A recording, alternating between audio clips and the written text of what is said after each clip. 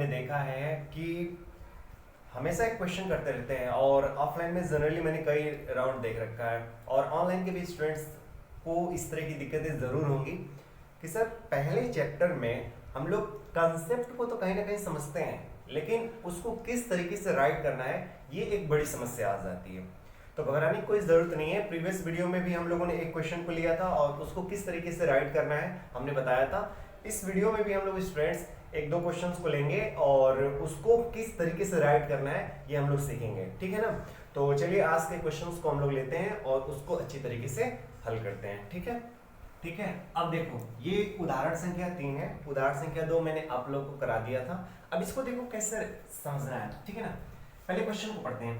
English वाले बच्चे को हमेशा शिकायत रहती थी कि सर हम लोग को जो है क्वेश्चन नहीं दिख पाते हैं। कहने का मतलब ये है कि सर हम लोग को इंग्लिश मीडियम में क्वेश्चन, मतलब इंग्लिश में लिखी हुई क्वेश्चन जो है हम लोग को नहीं मिलता है। तो अब आपके स्क्रीन पे आ गया होगा, आप देख पा रहे होंगे।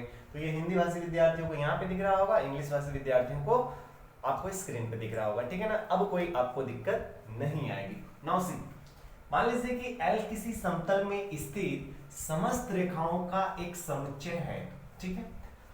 R समुच्चय L में परिभाषित एक संबंध है।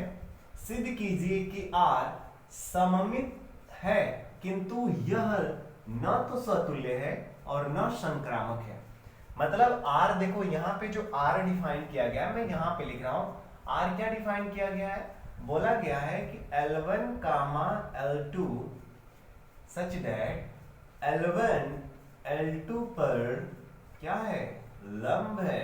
L1 L2 पर लंब है, ये रिलेशन है। देखो बोला जा रहा है कि L किसी समतल में स्थित समस्त रेखाओं का एक समुच्चय है। कहने का मतलब ये है स्टूडेंट कि मान लीजिए ये L एक समुच्चय है और किसी समतल में मान लीजिए पूरा का पूरा ये प्लेन है और इसमें ढेर सारी लाइंस हैं, ढेर सारी रेखाएं हैं, ठीक है। और उन रेखाओं को मिलाकर एक सेट बनाया गया है जिसको बोला जा रहा है L। तो चलो मैं मान लेता हूं कि इसमें ढेर सारे लाइंस है, L1 L2 L3, ठीक है ना। इस तरह से ढेर सारी लाइंस हैं इसमें। वी डोंट नो कितनी है, बट ये पता है कि लाइंस हैं। क्लियर है। अब बोला जा रहा है कि हमको ये सिद्ध करना है कि R सममित तो है, किंतु यह न तो स्वतुल्य है और न संक्रामक है। क्लियर है। तो देखिए सबसे पहला हम लोग चेक करेंगे स्वतुल्य। सबसे पहला हम लोग चेक करेंगे स्वतुल्य। अब ध्यान से देखो, स्वतुल्य मतलब रिफ्लेक्शन। अब ध्यान से देखो, स्वतुल्य होने के लिए मैंने क्या बोला था? अगर कोई सेट है, उस सेट का प्रत्येक अवयव अगर स्वयं से संबंध स्थापित किए हुए हैं तो वो स्वतुल्य संबंध कहलाएगा। समझ में आया? जैसे मान लीजिए ये एक सेट L है, तो L का L से ही संबंध स्थापित होना चाहिए, L2 का L2 से ही संबंध स्थापित होना चाहिए, L3 का L3 से ही संबंध स्थापित होना चाहिए। अगर ऐसा है तो आप बोलोगे कि वो एक स्वतुल्य संबंध है, रिफ्लेक्सिव रिलेशन है। क्लियर है। अब देखो यहां पर जो संबंध दिया गया है वो संबंध क्या बोला जा रहा है कि L1 जो है L2 पर लंब है। स्वतुल्य में हम लोग क्या करते हैं? स्वयं का स्वयं से संबंध को दिखाते हैं। तो आप हमको ये बताओ, यहां पर L का L के साथ ही हम लोग संबंध दिखाने की कोशिश करेंगे, या L2 का L2 पर ही, या L3 का L3 पर ही। कोई भी आप एक लाइन ले लीजिए। तो मैं लेता हूं L1 को, आप ही हमको बताइए यहाँ पे क्या संबंध दिया गया है? यहाँ पे संबंध ये दिया गया है मेरे स्टूडेंट कि L1 L2 पर लंब है। आप ही बताओ क्या L1 L1 पर लंब हो सकता है क्या? L1 L1 पर लंब ऐसा हो सकता है क्या? कोई भी रेखा स्वयं के परपेंडिकुलर हो सकती है क्या? ऐसा कभी नहीं हो सकता। अरे परपेंडिकुलर होने के लिए कम से कम दो रेखाएं होनी चाहिए, कम से कम दो रेखाएं होनी चाहिए। और स्वयं एक ही रेखा अपने आप के लंबवत कैसे हो सकती है? कोई भी रेखा स्वयं के परपेंडिकुलर नहीं हो सकती है। समझ में आ रही है ना? तो कोई भी रेखा अगर स्वयं के परपेंडिकुलर नहीं हो सकती है, मतलब L1 का L1 से संबंध नहीं हो सकता है। ठीक है ना? L1 का L1 से संबंध नहीं हो सकता है। तो आप यहां क्या लिखेंगे? L1 L1 पर लंब नहीं है। है कि नहीं? L1 L1 पर लंब हो ही नहीं सकता, कोई भी रेखा स्वयं के लंबवत हो ही नहीं सकती। तो आप ऐसे लिखेंगे, इसलिए आप क्या लिखेंगे, L1 comma L1 does not belongs to R, does not belong to R, मतलब L1 कामा L1 R में नहीं होगा, है ना? और अगर L1 कामा L1 R में नहीं होगा तो आप लिखेंगे अतः R स्वतुल्य नहीं है, स्वतुल्य नहीं है। ठीक है ना? इंग्लिश वाले विद्यार्थी आप क्या लिखेंगे, L1 comma L1 is not perpendicular to L1। फिर से L1 is not perpendicular to L1, ऐसे L1 is not perpendicular to L1, so L1 comma L1 does not belong to R, therefore R is not reflexive। Clear है? चलिए, अच्छा इसको आप ऐसे भी कर सकते हो, भाषा में भी लिख सकते हो कि कोई भी रेखा स्वयं के लंबवत नहीं होती है, इस वजह से L1 comma L1 does not belong to R। Clear है? ऐसे भी आप लिख सकते हो, कोई भी रेखा स्वयं के लंबवत नहीं होती है, इसलिए यह स्वतुल्य नहीं है। ऐसे भी आप भाषा दे सकते हैं। क्लियर है? अब आइए स्वतुल्य के अलावा हम लोग बात करते हैं सममित पे। अगला है सममित। सममित बोले तो सिमेट्रिक, ठीक है ना? सिमेट्रिक। अब हमको चेक करना है कि क्या ये सिमेट्रिक है। तो सिमेट्रिक में पहले हम लोग मानते हैं, क्या मानते हैं, माना L1 comma L2 belongs to R। ऐसा ही होता है। जैसे इसमें हम लोग क्या देखते थे, इसमें हम लोग देखते थे कि पहले मानते थे कि यदि, है ना, यदि A comma B belongs to R है तो B comma A also belongs to R होना चाहिए। ऐसा ही हम लोग देखते थे ना। तो यहाँ पे भी वही देखेंगे। देखिए, माना L1 comma L2 belongs to R है तो इसका क्या अर्थ है, अगर L1 comma L2 belongs to R है तो इसका क्या अर्थ है स्टूडेंट, इसका अर्थ ये है कि L1 L2 पर लंब है, L1 L2 पर लंब है कि नहीं? देखो रिलेशन तो यही है ना, L1 कामा L2 अगर बिलोंग्स टू R है, अगर R में होगा तो L1 L2 पर लंब होगा। और आप ही बताओ ना, अगर L1 L2 पर लंब है तो क्या L2 L1 पर लंब नहीं होगा? होगा ही होगा, यह भी लंब है कि नहीं? यह भी लंब है। अरे देखो, ये L1 है और ये मान लेते हैं L2 है। तो आप देखिए L1 जो है, L1 L2 पर लंब है तो L2 L1 पर लंब नहीं है, ये देखो, है कि नहीं? तो यहाँ पे आप लिख सकते हैं। फिर ये क्या लिखेंगे, L2 comma L1 belongs to R।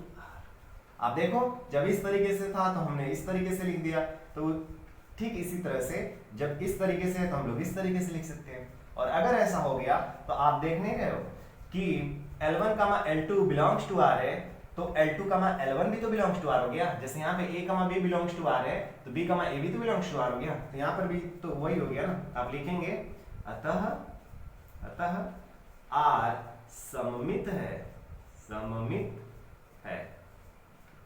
समझ में आ रहा है ना? इंग्लिश शास्त्री विद्यार्थियों को तो कोई दिक्कत ही नहीं होगा, इतने छोटे छोटे सेंटेंस हैं तो इसको तो आप कर ही ले जाओगे, है ना? अब बात आती है कि सर हम लोग अगर इसको ट्रांजिटिव लेकर चलें तो यहाँ पे देखिए, मैं यहाँ पे दिखा रहा हूं, संक्रामक मतलब बोले तो ट्रांजिटिव। अब ध्यान से देखिए ट्रांजिटिव में क्या होता है, ध्यान से देखो यहाँ पे, अगर A कामा, देखो यह भी है, यदि मतलब ध्यान से देखना, यदि A comma B belongs to R and B comma C belongs to R, तब जो है क्या होना चाहिए, A comma C belongs to R होना चाहिए। मतलब A कामा B पहले R में रहे, फिर B कामा C भी पहले R में रहे, देन जो है A comma C belongs to R होना ही चाहिए, तभी जो है वो आकर बनेगा संक्रामक। तो यहां पर भी माना क्या लिखेंगे, माना L1 comma L2 belongs to R और L2 कामा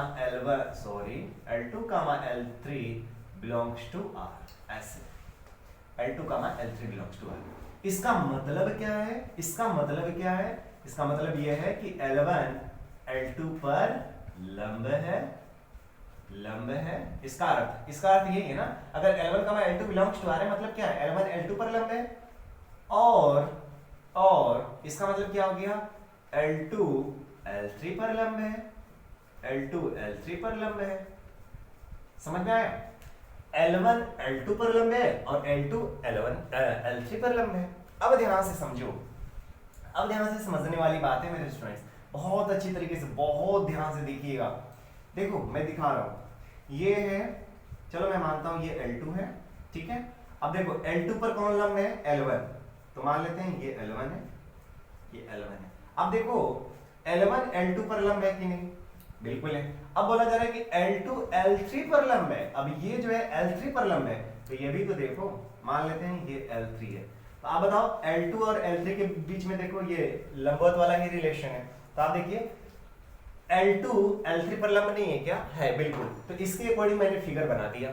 क्लियर है? इसके अकॉर्डिंग मैंने फिगर बना दिया। अब ध्यान से देखो, L1 L2 पर लंब है और L2 L3 पर लंब है, तो L1 और L3 में क्या रिलेशन है? L1 और L3 में क्या रिलेशन है? आप देख रहे हैं कि सर ये तो समानांतर हैं, ये तो पैरेलल हैं, है कि नहीं? और अगर ये पैरेलल है मतलब ये तो रिलेशन को फॉलो ही नहीं करेंगे ना, क्योंकि दो रेखाओं के बीच में किस तरह का संबंध है? दो रेखाओं के बीच में इस तरीके का संबंध है कि पहली रेखा दूसरी रेखा पर लंब होनी चाहिए। बट यहाँ पे तो क्या है? L1 L3 के लंब नहीं है बल्कि क्या है? समांतर होगी। समझ में आ रही है ना बातें? तो आप क्या लिखेंगे यहाँ पे? यहाँ पे आप क्या लिखेंगे? यहाँ पे लिखेंगे इम्प्लाइज, ठीक है ना, L1 L3 के समांतर है, समांतर यानी पैरेलल है। एक मिनट,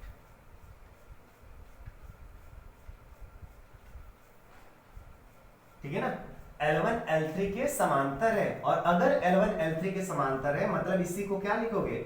L1 L3 पर लंब नहीं है, लंब नहीं है। और अगर L1 L3 पर लंब नहीं है तो इसका मतलब L1 comma L3 does not belong to R। और अगर L1 comma L3 does not belong to R है तो आप लिखेंगे अतः R संक्रामक, R संक्रामक नहीं है। तो इस तरीके से स्टूडेंट्स क्वेश्चन में क्या बोला था? R सममित है किंतु यह न तो स्वतुल्य है न तो संक्रामक है। तो सही बात है, देखो यह न तो स्वतुल्य है और न ही संक्रामक है, एक्चुअल में ये क्या है? सममित है। तो उम्मीद है स्टूडेंट्स आप लोगों को जो है चीजें समझ में आ गई होंगी। और आज बस एक ही क्वेश्चन लेते हैं, ठीक है ना, एक ही क्वेश्चन लेते हैं, धीरे धीरे क्वेश्चन को समझते हुए चलेंगे। मैं कोशिश करूंगा कि एक ऐसा वीडियो लाऊं जिसमें ढेर सारे क्वेश्चंस को एक साथ में करा दूं, लेकिन अभी स्टूडेंट थोड़े से टाइम के अभाव हो रहे हैं तो मैंने एक ही क्वेश्चन जो है आप लोगों को बताने की कोशिश किया। तो आज का वीडियो कैसा लगा आप जरूर जो है कमेंट करके बताइएगा। ओके।